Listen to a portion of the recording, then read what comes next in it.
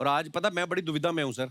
क्यों? मेरे को पहले ये नहीं समझ मैं आपको सर बुलाऊं, गुरुजी कहूं, स्वामी जी, मैं क्या कह के संबोधित करूं आपको? अरे सबसे पहले तो मैं आपको बहुत तहे दिल से शुक्रिया करना चाहता Thank हूँ you. कि आपने और आपके प्रोडक्शन कंपनी ने मुझे यहाँ पर आज बुलाया शुक्रिया। इस कपिल शर्मा शो के लिए। मतलब ये तो सबको हंसाते ही रहते हैं। दुनिया में इतना गम है लेकिन इनके गम को कम करने का काम तो इन्होंने ले रखा है ना? आशीर्वाद है सर। आप भी बहुत हंसाते हैं। कोशिश करता हूँ जी। इन्होंने मुझे पूछा कि मुझे किस नाम से संबोधित करें। हाँ। तो मैं कई बार कहता हूँ कि किसी भी नाम से बुला लीजिए, दिल से जो प्यार है से बुलाया जाता है ना, तो नाम कुछ भी चल जाता है। बहुत सही, लेकिन बहुत सही। लेकिन जब आप ये लिबर्टी दे देते फ्रीडम के किसी भी नाम से बुलाए, तो हाय किस किस नाम से मुझे बुलाया गया है और मेरे नाम का क्या कचुम्बर किया गया है। अच्छा जी। एक कार्यक्रम में, एक प्रोग्राम में मैं गया था, मुझे उन्होंने कहा कि आज हमारे बीच में गोल गोपाल आए होंगे। मतलब मेरा सर तो गोल है। गोल गोपाल। अच्छा मैं अमेरिका गया। हाँ। अमेरिका में मुझे कहा so we have amongst all of us Gaur Gopal Das. ये तो फिर भी ठीक ठीक था। है, हाँ। गोल तो ठीक ठाक था, गोल्ड भी। फिर एक मराठी प्रोग्राम में गया बंबई में। अच्छा जी। तो मराठी प्रोग्राम में कहते हैं आज आपल्यामध्ये गोड गोपाल दास आले आहेत। तो गोड भी थोड़ा मीठा है, ठीक है। सबसे भयंकर वाला बताता हूँ। हाँ। आज हमारे बीच घोर गोपाल दास आए। अभी घोर तो मैं हूं नहीं जी। वाह क्या बात है सर। आपको पता है मैं तो कंफ्यूज था कि मैं सर को क्या कह के बुलाऊं। हमारे प्रोडक्शन वाले बड़े कंफ्यूज थे। नॉर्मली क्या फिल्म वाले लोग आते हैं सर यहाँ पे ना, जी। तो वो पूछते हैं बर्गर पिज्जा ये सब मंगवाते हैं। आज मुझे आके पूछता है सर फल लेंगे दूध लेंगे। मैं कहा यार सर आज आप हमारे शो पे आए हैं, आप भी मानते हैं कि जिंदगी में हंसना बहुत जरूरी है? बिल्कुल 100% हंसना बहुत जरूरी है जी, क्योंकि दुख तो यूं भरा पड़ा है। मतलब कितने लोगों की लाइफ में प्रॉब्लम है यहाँ पर। सबके। अच्छा जो लोग हाथ नहीं उठा रहे हो अपेक्षा करें कि मैं उनमें विश्वास करूंगा। ये लो कर लो बात। जिस जिंदगी में तो प्रॉब्लम होगी ना, जिंदगी है ना जनाब, तकलीफ तो होगी ही। बिल्कुल। वरना मरने के बाद तो जलने तक का एहसास नहीं होता। हाय हाय हाय। हाय क्या बात है। मैंने देखा सर कि इंस्टाग्राम पे 5.5 मिलियन फॉलोअर्स हैं, बाकी सोशल मीडिया अलग है सर। तो मेरा सवाल आपसे ये था कि जी। दुनिया को मोह माया से दूर रहने का पाठ पढ़ाने वाले गुरु जब सुबह उठते हैं तो आप जाके इंस्टाग्राम पे चेक कर दो कि रात के बाद कितने फॉलोअर बढ़े मेरे। देखते हो? क्योंकि ये रोज देखती हैं अर्चना जी, एक घंटे बाद चेक करती हैं ये। इतना झूठ बोलता है ना ये अभी भी इंसान। नीचे रखा होगा फोन। चुप कर। अच्छा एक बात मैं आपको बता दूं कि इसके किसी भी बात पर विश्वास मत करना। ये मेरे ऊपर जो भी बोलता है ना कमेंट, वो असत्य है। जो झूठ बोलता है उसको कौवा काटता है जी। कौवा काटेगा इसको। और यहाँ पे नवजोत सिंह सिद्धू साहब बैठते थे, उनको भी दिनेश ने आउट किया है, इनका कोई हाथ नहीं है। ये भी बात असत्य है। धन्यवाद। आप में से कितने लोगों ने कभी उपवास किया है, जैसे धार्मिक उपवास? किसी ने रोजा किया है यहाँ जी? किसी ने जन्माष्टमी नवरात्रि की है? किसी ने पर्यूषण किया है? पर्यूषण है ना। देखिए मैं आपको एक बात बताऊं, आप कट टू 2023 है जी।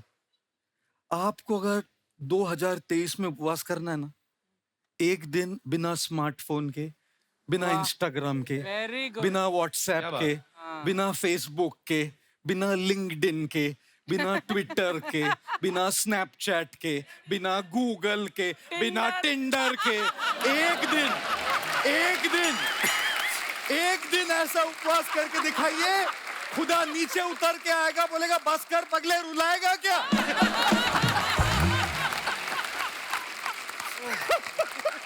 वाह। तो वाकई ये बात हंसी मजाक में कही है सर ने, लेकिन बड़े काम की बात है। असली और उपवास। क्योंकि हमारी जिंदगी में इतना घुस चुका है सर इंस्टाग्राम, आदमी 250 ग्राम का और के रह गया है, क्योंकि हर जगह इंस्टाग्राम।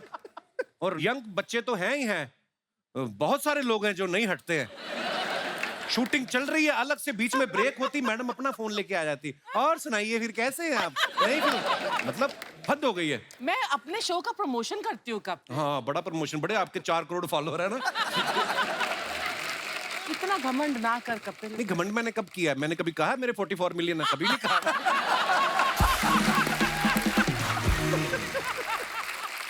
अच्छा सर का एक कोट है, when people smile it doesn't mean they are doing good, it just mean they have chosen to smile. तो सर आपको क्या लगता है कि ये इंसान के अपने हाथ में है, वो खुद डिसाइड कर सकता है कि मुझे खुश रहना है, या उसकी पत्नी के हाथ में है, या उसके बॉस के हाथ में है, या गर्लफ्रेंड के हाथ में है? आपको मैंने हमेशा स्माइल करते देखा है, इसका रीजन ये तो नहीं कि आप अकेले हैं? एक बार 15 अगस्त को किसी ने मुझे मैसेज भेजा, और वो वाला मैसेज जानते हैं आप, जो होता है लंबा, एक लाइन ऊपर लिखी रहती है, फिर dot dot dot dot dot dot dot dot dot dot dot dot. तो उसमें लिखा था first, scroll down and read the message, only if you are single. तो मैंने कहा मैं तो क्वालिफाई करता हूँ, तो मैं नीचे क्या, dot dot dot dot dot dot dot dot 15 अगस्त था, नीचे लिखा हैप्पी इंडिपेंडेंस डे।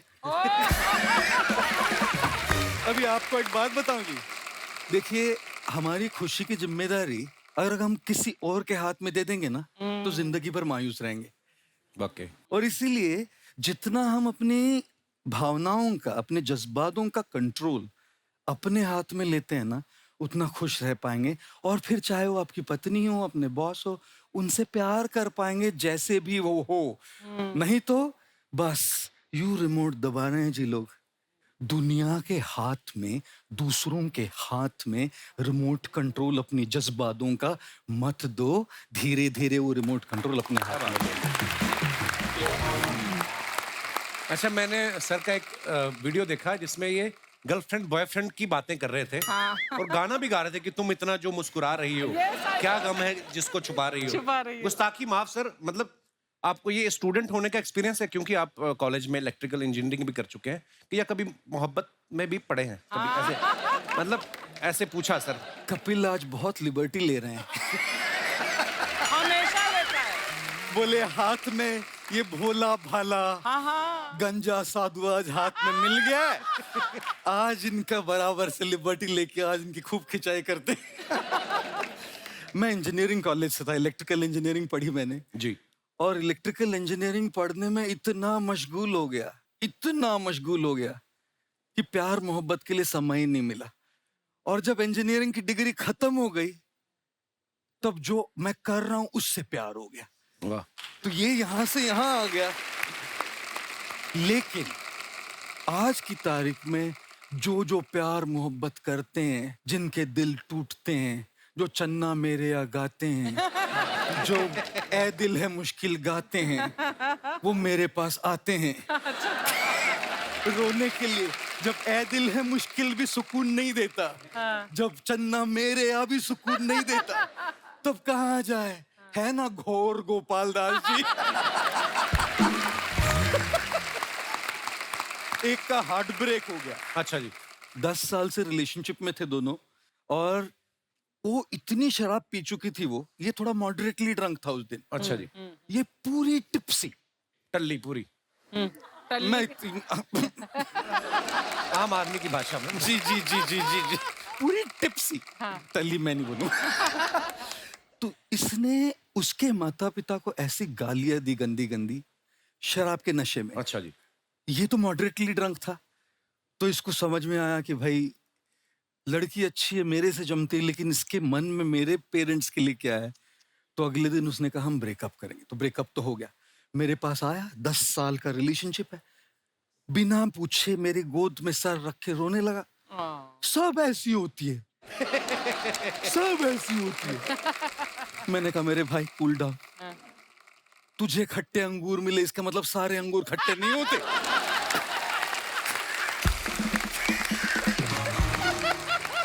फिर मुझे शेर बोल रहा है। अच्छा। कहता है दिल बोली आंख से, अच्छा, दिल बोली आंख से तुम देखा करो कम, देखते हो तुम और तड़पते हैं हम। फिर रोते रोते आगे बोलने लगा, आंख बोली दिल से, आंख बोली दिल से तुम चाहा करो कम, चाहते हो तुम और रोते हैं हम। सब मैंने तो कभी किसी से मोहब्बत नहीं की, लेकिन ये जो मोहब्बत के एपिसोड सुलझाते सुलझाते मैं मोहब्बत कोच हो गया। सर बहुत बहुत स्वागत है, आइए विराजमान हो जाइए। सर हमने ना ज्यादातर लोगों को देखा, कुछ नया करने जाते हैं ना तो इस बात से बड़ा घबराते हैं कि 4 लोग क्या कहेंगे। पहली बात तो ये 4 लोग कौन है सर, कहाँ रहते हैं ये, हमें तो दिखाई भी नहीं देते हैं, लेकिन फिर भी मन में डर क्यों बैठा रहता है सर? आप प्लीज विराजमान हो हाँ जाइए जी, सर। हाँ जी। ये इन लोगों से कैसे छुटकारा पाए हम? मेरी माँ मुझे बड़े साल कहती रही, तू शादी नहीं कर रहा, 4 लोग क्या कहेंगे। वो 4 लोग शादी में भी नहीं आए। वैसे काफी सारे आए, पर वो 4 लोग नहीं आए।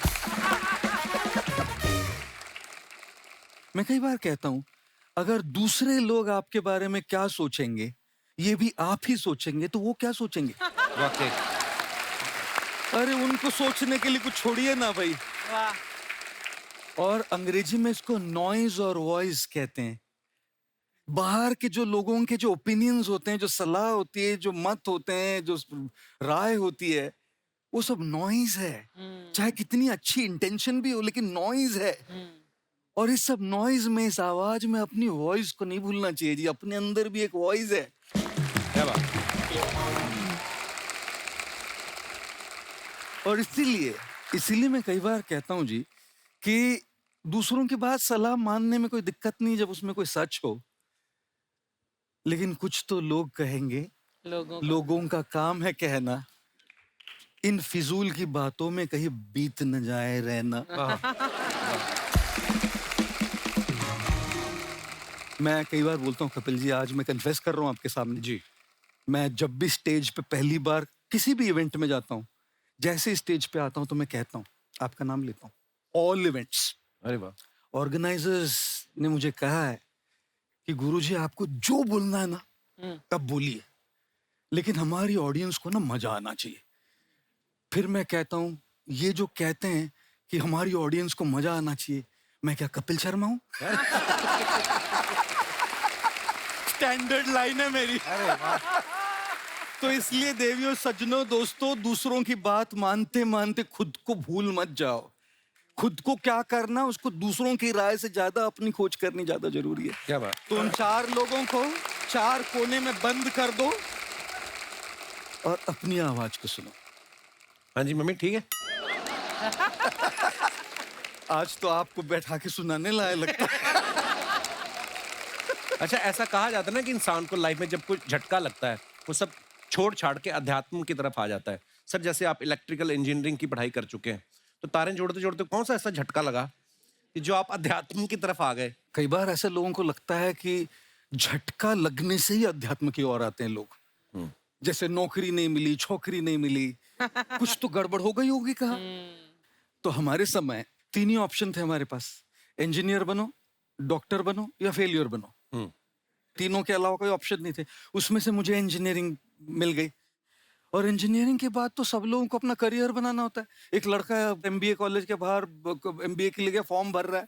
वॉचमैन से पूछा, भाई साहब एमबीए यहाँ करना चाह रहा हूँ, यहाँ से कॉलेज कैसा है? वॉचमैन ने कहा, बहुत बढ़िया, मैंने यहीं से एमबीए किया है।